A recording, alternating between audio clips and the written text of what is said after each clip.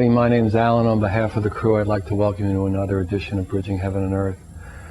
You know, it's an amazement to me how we go on in this life.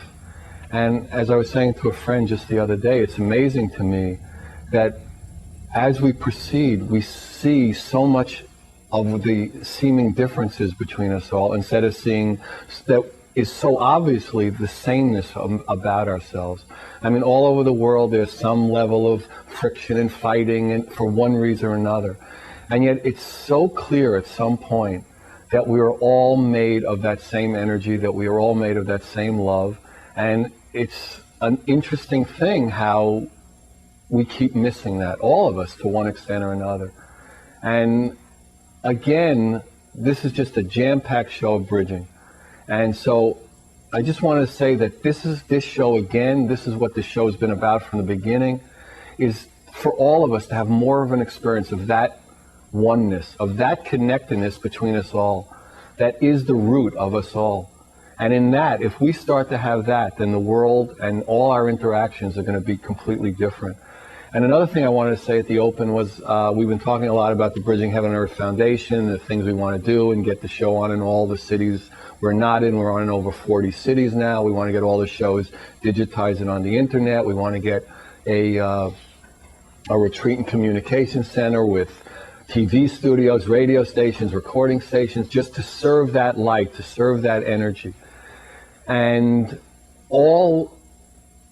so many people have been contacting us to try to participate with us and to collaborate with us in making that a reality. I just wanted to thank everybody publicly for all their support and all their love. And it's an inclusionary thing, and anybody can bring their consciousness and love and dedication to making that dream of spreading that vibration of love of oneness. So tonight's show is just going to be jam-packed with information, with vibration, and with experience of that connectedness.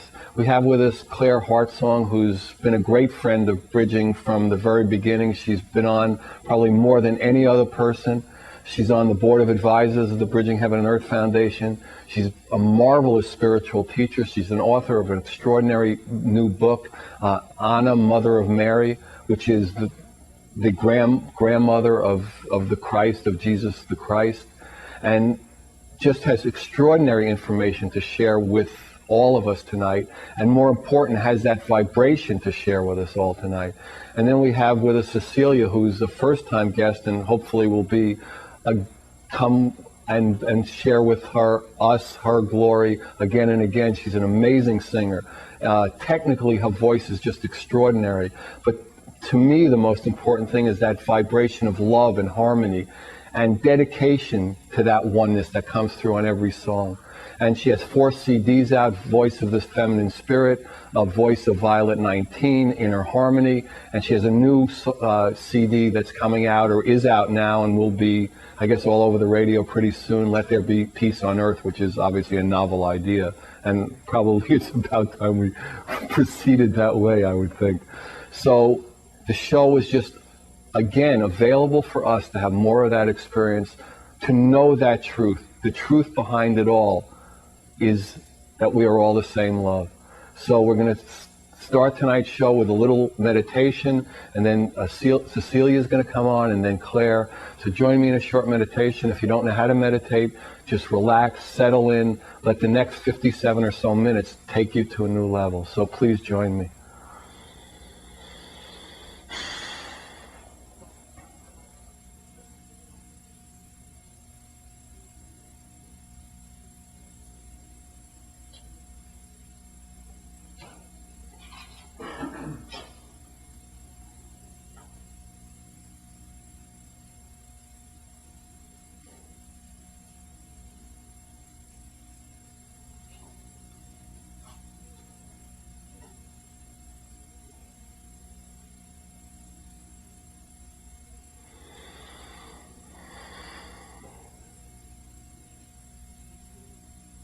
Hi, thank you. So we're going to start tonight's show with Cecilia doing her first set. It's Amazing Grace, sung by Cecilia. Settle in. There's an incredible experience available.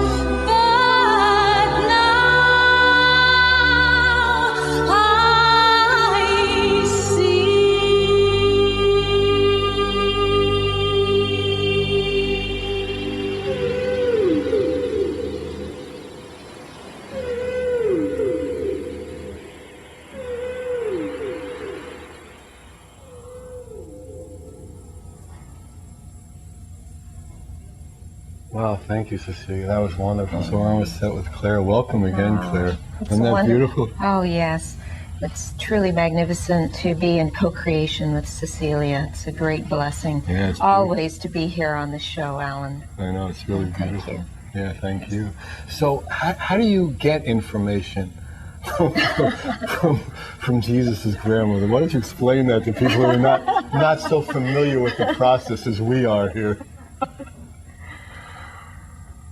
Well, I would say it's an attunement through my heart that occurred almost 15 years ago when I was in deep meditation. And Anna came to me in that experience and began to share her story, her life. And she actually said, "My name is Anna, yes. And I am Mother of Mary." I am the Mother of Mary. Wow. And you know me as the Mother of Yeshua, or Jesus as the world primarily knows him. And while I honor that name, which comes from the Greek, my preference is to refer to this beloved brother as Yeshua, his Aramaic name. And why would that be? How would you see the difference?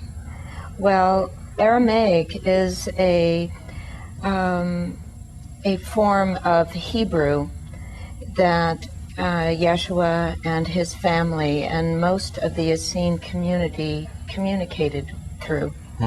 So this happened 15 years ago, and then was it a constant thing? And the book didn't start 15 years ago, right? Actually, it did. It did? Wow. Actually, it did.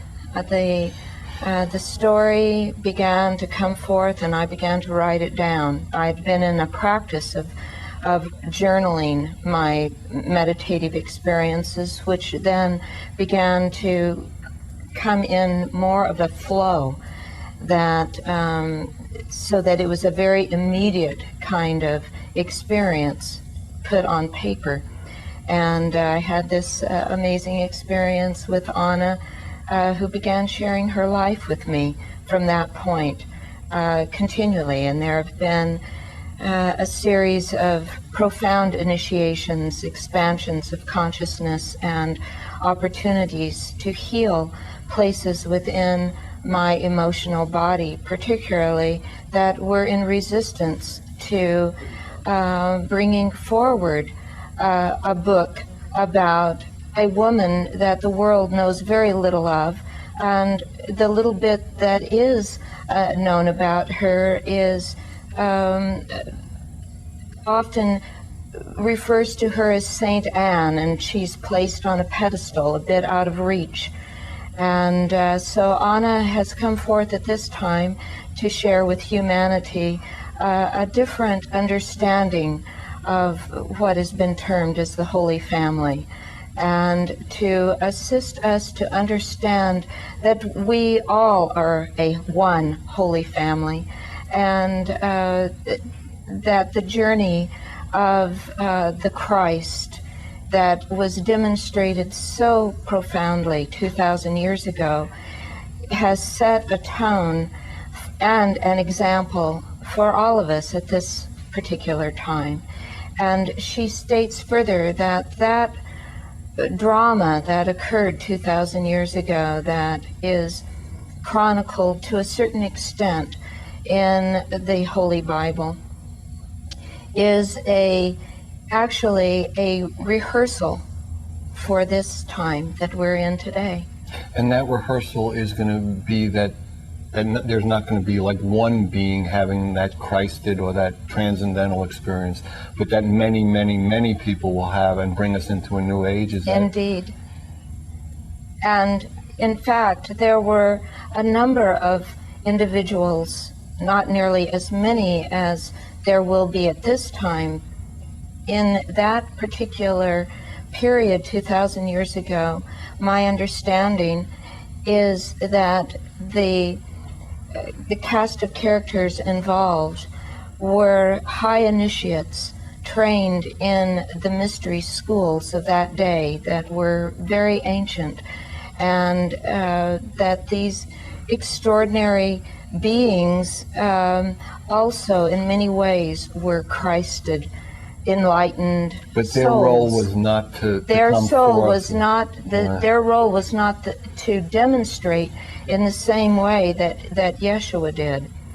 And there are some mysteries that are quite wondrously revealed by Anna to So they're not going to be mysteries grandly, anymore. that's right. How long do we have to wait to have It's being published now? It's time to bring forth what has been held back and hidden, and in many cases suppressed out of fear that there would be a huge empowerment of consciousness, and no longer the masses with the capacity to control through fear any longer. So what are we're some of growing these up. mysteries?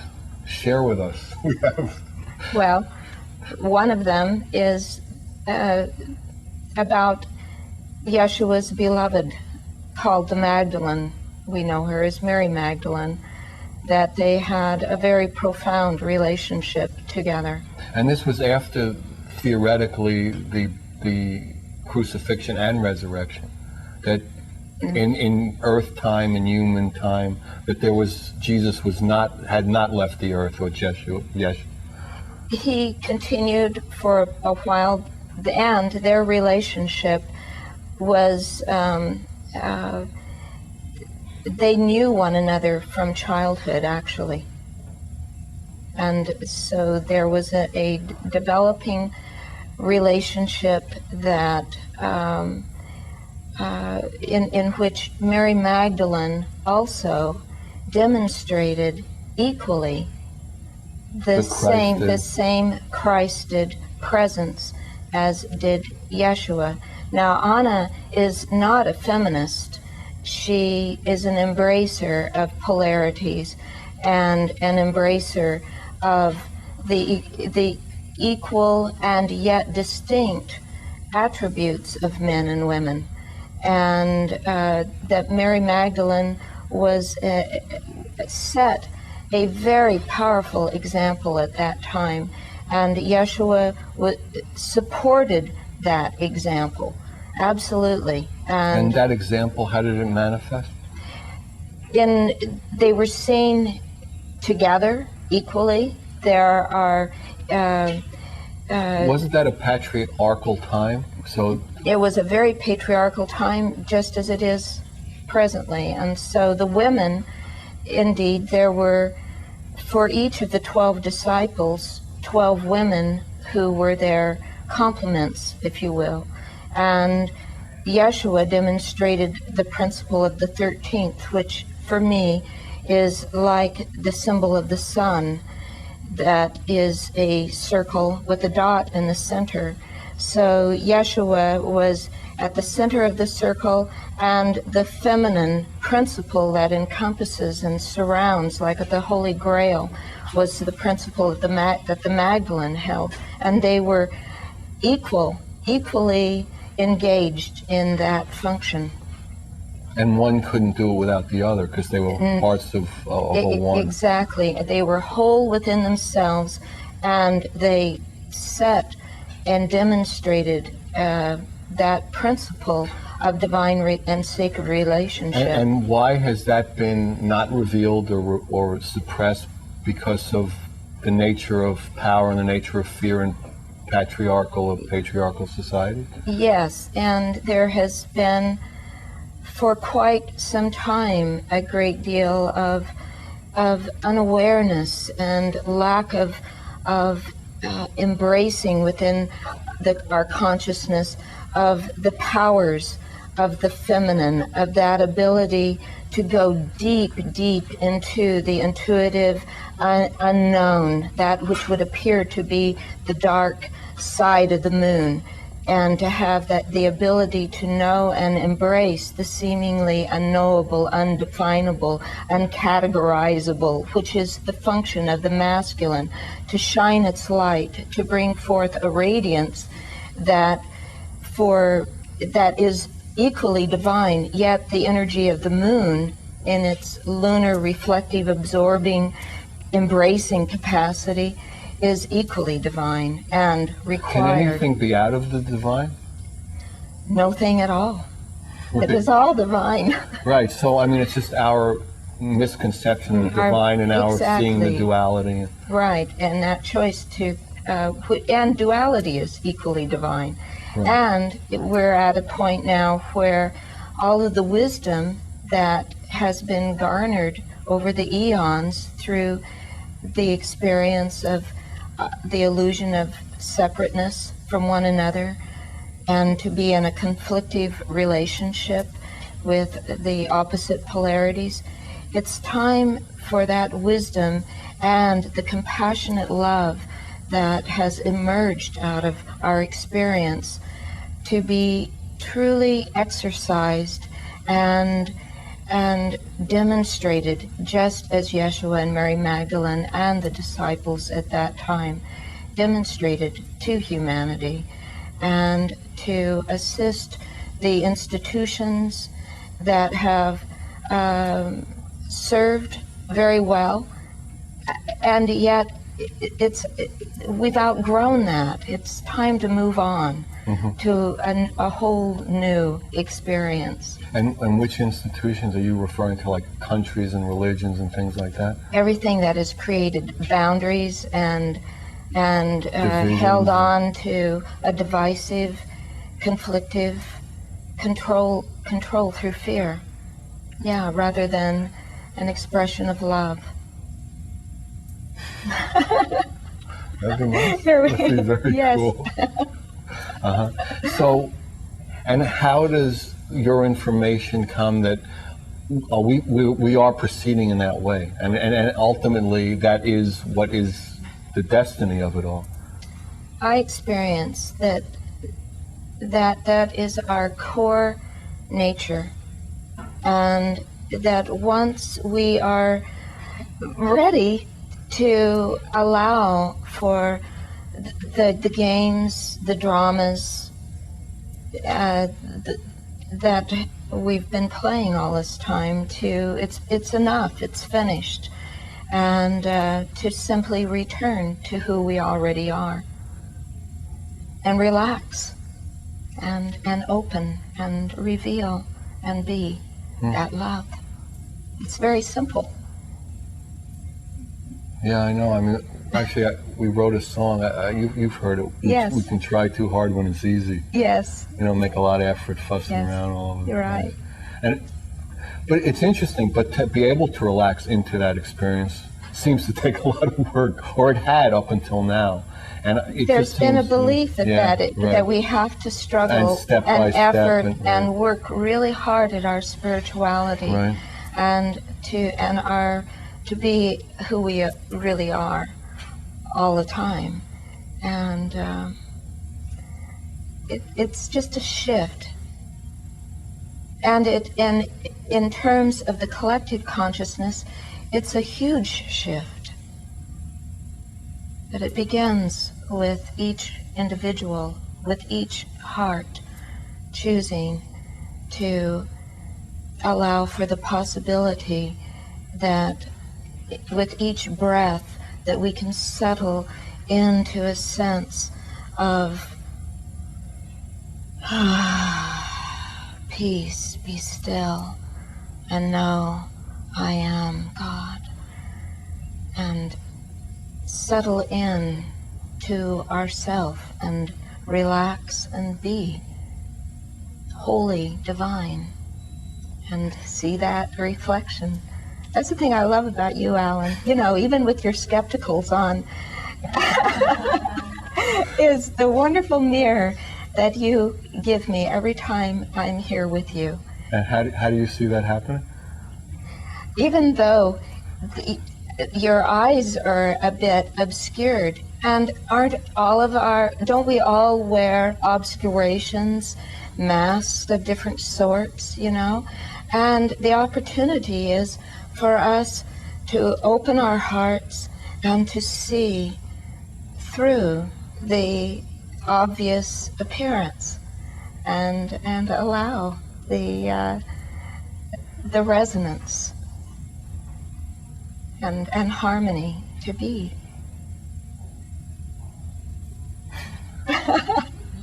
And to laugh and love more. I still continue to love and appreciate the flow of energy that I experience with my Hathor buddies, and we've brought forth the Hathors before, and we've facilitated some Hathor sounds and tones, and together, and that has been an awesome experience. Yes, and what great. they would say to humanity at this time is, let us laugh and love more. And you would think that would be easy. You'd think that, I mean, we want so much to be joyful Yes. and loving. Yes. It feels so much better in a human body Right. than to be fearful and divisive Yes. and hating. And I mean, it's a really, it's an choice. interesting thing It how is. it And seems like we need to make the choice of fear, and we seem to make the choice that separates us from others. It seems like it. seems that we do that, and we can make a new choice in any now moment. So this book, I mean, we were talking earlier, is a large book, and there's just a tremendous amount of information. Yes. And so we're going to go to Cecilia's second set in like a minute or two. Why don't you set the tone for what we'll talk about, after All that right. set? Well, when we come back, I have completed now 45 chapters, and after that, there will be a sequel to this book.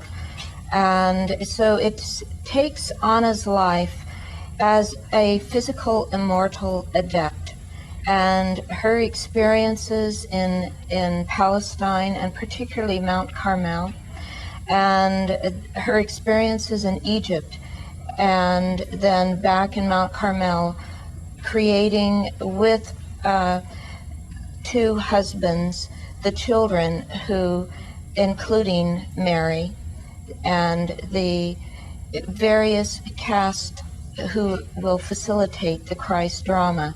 And the book will conclude, or does conclude, with after Yeshua's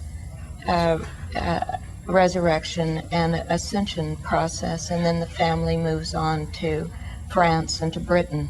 And all these stories have pertinence and immediate information available for... Absolutely. Anna continually stresses that the past and the present are very, very tied together, and that all of the individuals who participated in that drama are here now, and that was a preparation, a rehearsal for what we are about to do. Okay, well, I guess we'll get to that more after Cecilia's second set. So it's just an extraordinary time for us all. I mean, we're talking to Claire, and we've heard Cecilia do one song. Now we're going to hear her do two more. We're going to hear her do Tribute, which is written by B. Warren and A. Newitt, and Cecilia is going to sing it. And then this is on her new CD of the same name, Let There Be Peace on Earth. It was written by S. Miller and T. Jackson, and Cecilia is going to perform it. So it's going to be Tribute and Let There Be Peace on Earth.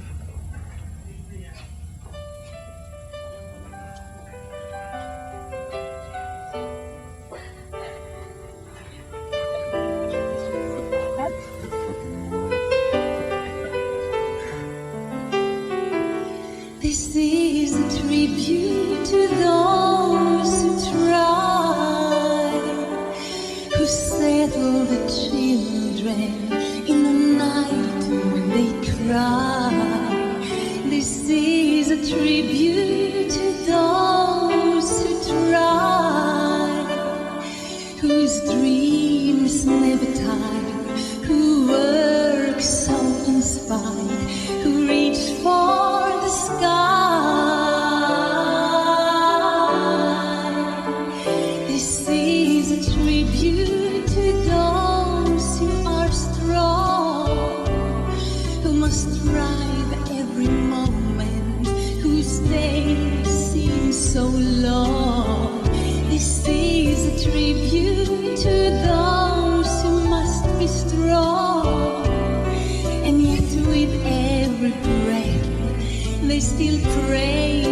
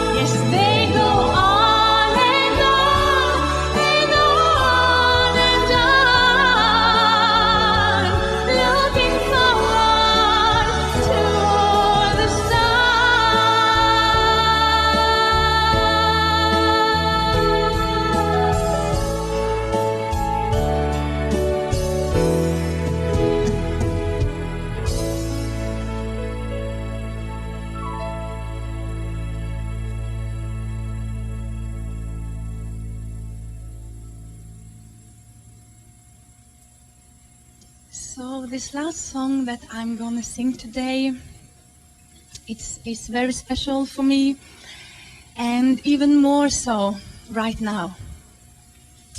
And that song is a Christmas song, and it's called "Let There Be Peace on Earth."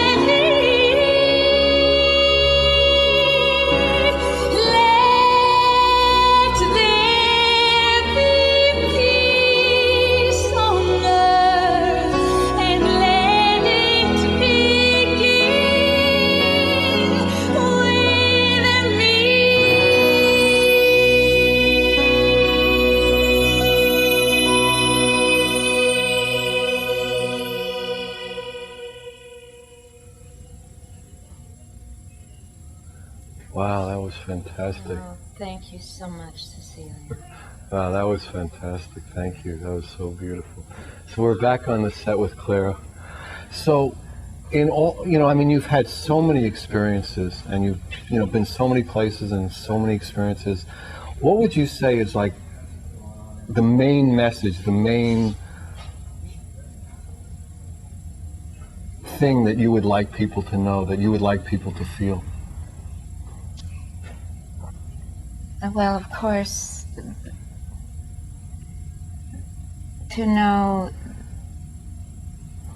the divine love that we all are, ultimately.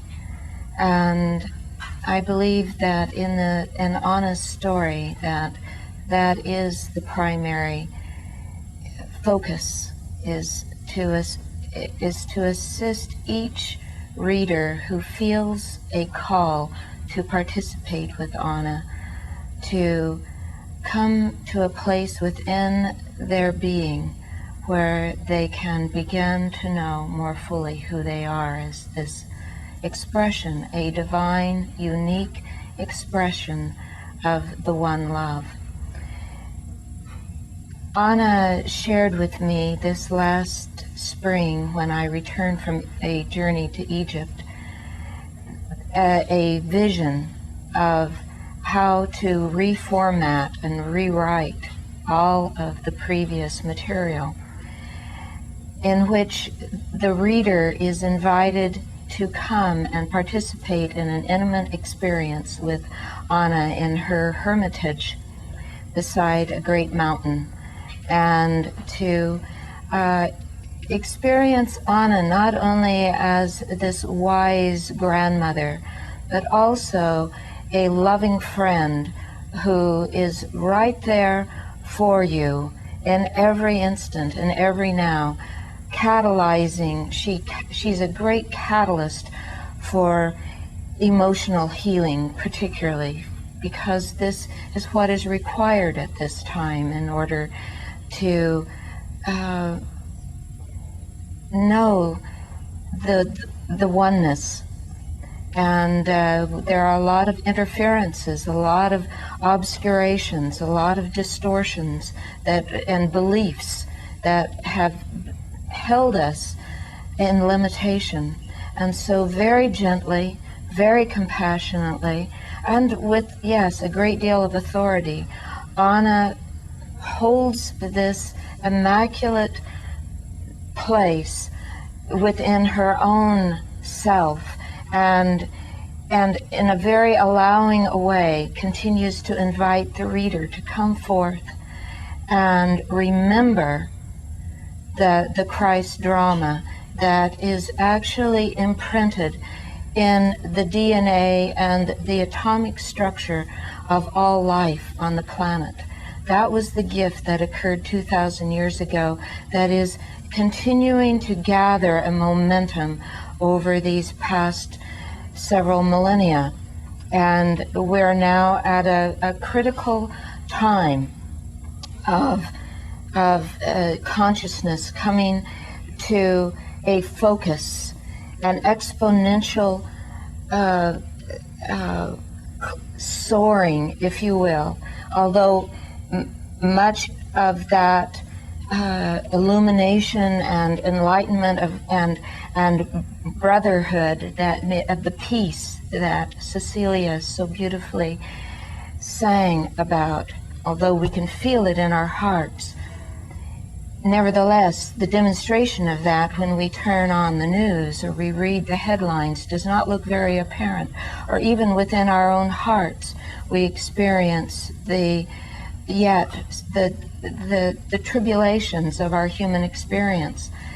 And nevertheless, we are coming to a time when we can reach out and take one another's hands and touch our hearts and breathe together and know the one life that we are responsible for here on this beloved planet that is ascending with us, inviting us to come along for the ride. So that's really, I believe, the bottom line. And when Anna says to come with her to do that, I mean, how would that happen? I mean, could people come with her and you this next 10 minutes to that? Oh, I would hope so. And how would the book lead someone to that, or how could you do that right now? Well, shall we explore and see what happens? Yeah, sure. All right. Well, I feel that the next step for us together in this experiment and demonstration is to, first of all, synchronize our breaths, become aware of our breath, and let go of our performance anxiety and concerns about how we might be looking from out there, and just being genuine and authentic and relaxed ourselves. And just allow all of those muscles that have been holding tension to let go, and automatically there's a smile our hearts begin to smile. And as we come into a place of relaxation and realization, it becomes just infinitely more simple. And we can be much more childlike and playful. And then there's magic and exuberance and excitement and innocence and a sense of delight in the present now moment. You know, all of the sharing that we have been gifting our audience and each other is wonderful. Much of it, however, is mental concepts, creating a map for us to explore and bridge consciousness. And yet as we sit here, we can just simply be and know the dance beyond words.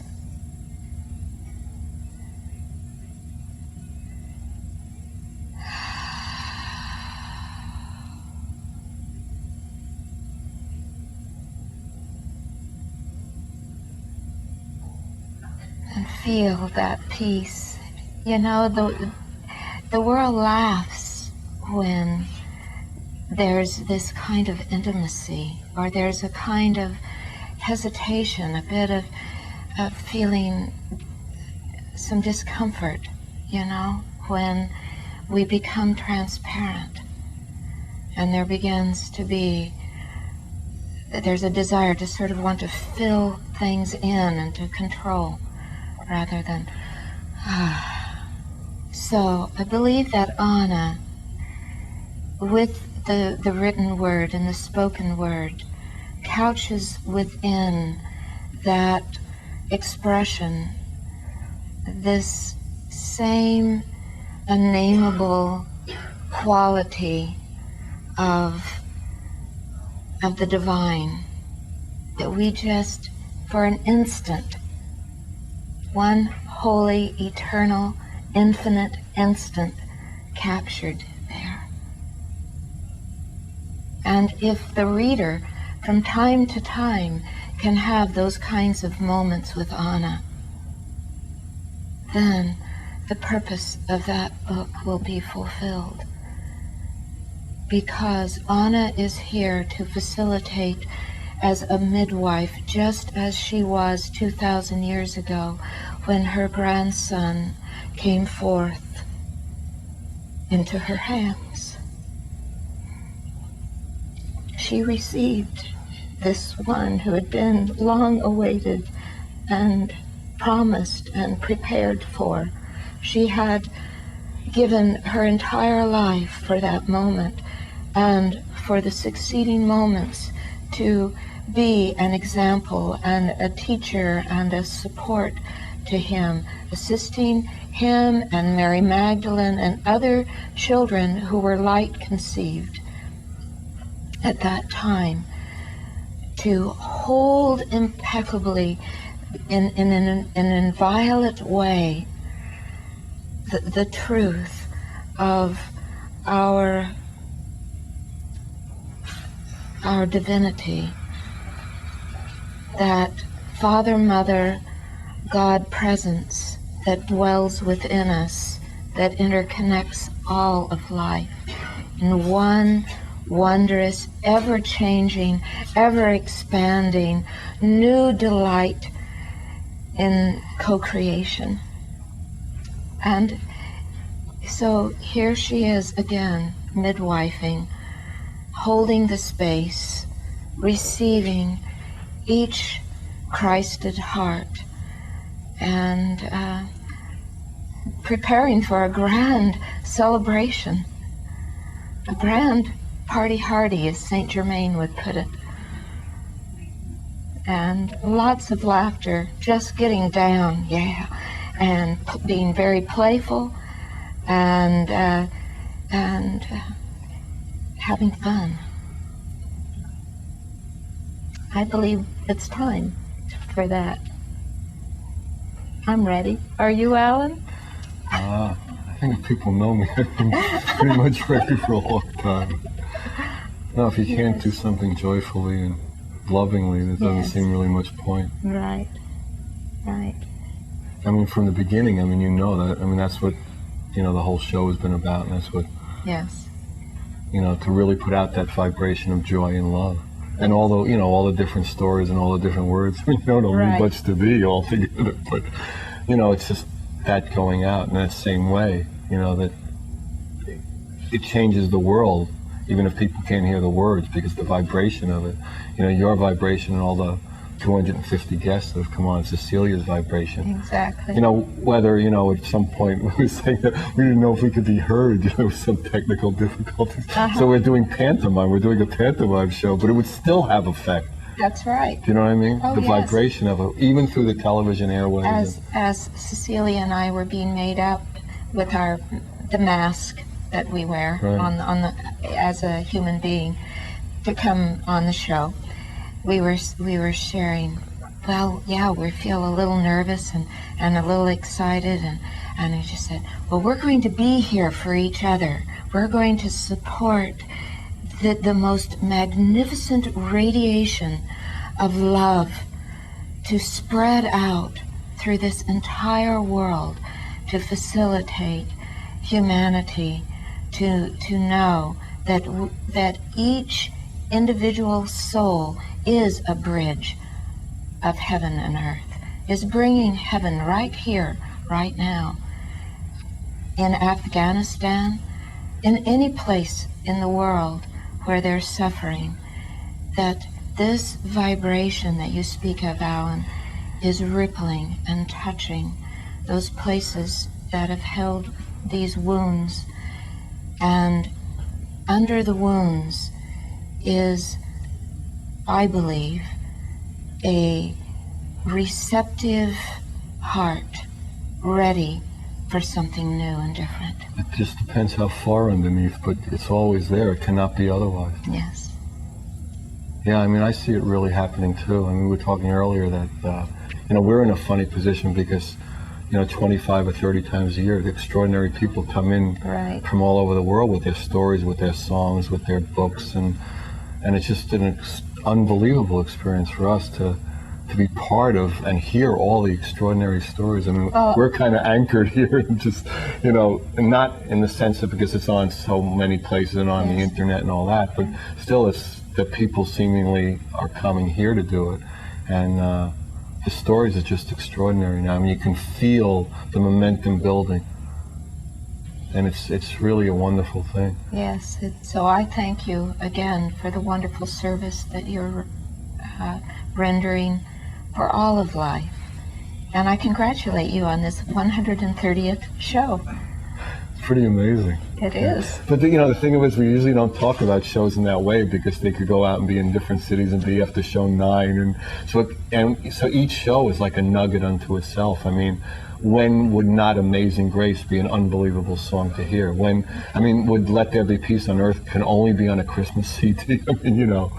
Only in our ways of looking at things and our divisions of things, but that vibration, that love behind every lyric and every tone of Cecilia's is infinite and can be on any show, anytime, anywhere.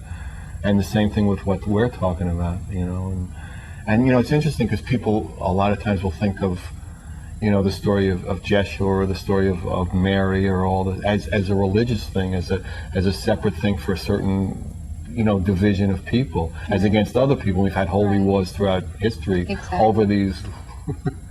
I don't want to go to define them, but what you're really talking about is that root, that root of love that we're all out of, that everything is out of. On the website, we talk about we're all made of love, God's love, and we are God. And if people could recognize that, the whole thing would be a lot different. Very different, and that certainly is one of the intentions that Anna shares through her message, is that regardless of the name that's put on it, whether it's Christ or Buddha or Krishna, Muhammad, or whatever, any of these that they, each of them, had a direct revelatory experience of the divine beloved self. And it's not that it only happens once. I mean, I could say I've had it. You could say you've had Yes. it. And that's, I guess, what And we're we here. have the potential for every human being, and to have it all the time. and to have it continually. Right. And that is the mastery, that is the choice that we have in each now moment. And it's especially true at this time in human history. Yes. And I would say also that while Anna presents her story with a great deal of authority, she very much desires the reader to be very discerning and to always pay attention to how they are experiencing the message and the energy within it. And it's always empowering for them. That's the Exactly. They have to be empowered. Are they empowered? Do they feel Right. expanded, uplifted? Are they able to bring more love into their lives through this? If not, well then Yeah. her message is not appropriate. Well, I'm sure Or we're out of time again. out and of we're time doing again. Here fast. we are, yes. So any information about Claire, where she's doing workshops, the book, Cecilia, the CDs, Alan, 805-687-2053. We love you coming. We do it for us. We do it for you. Work with us, share with us. We love you. Good night. God bless you.